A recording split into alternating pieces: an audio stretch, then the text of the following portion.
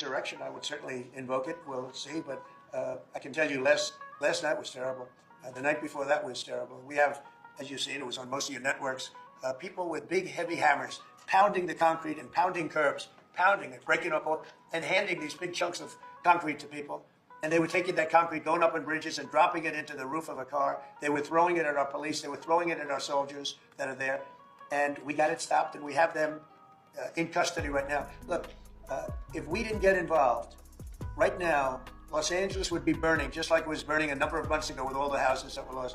Los Angeles right now would be on fire, and we have it in great shape. We're not playing around. How will you determine whether or not there is an insurrection? Well, you'll take a look at what's happening. I mean, I could tell you there were certain areas of Los Angeles last night, you could have called it an insurrection. It was terrible. But these are paid insurrectionists. These are paid troublemakers. They get money. And when you take a look at what they do, where they show up and everyone's saying, what's he doing? He's pounding the curbs. This one guy's pounding the curb, breaking the curb, and handing big pieces of granite. In some cases, it's granite and concrete to other people. And they're running out with it. And then we watch the other people, and they try and throw it into the face of the soldiers, throw it into the face of the police, and they hurt some people very badly. They go up on bridges, they drop it down on the cars as the cars are moving. They're not breaking the curb because they're doing a demolition service. They're breaking it to hand out to people as a weapon. That's bad stuff. I've never seen that before.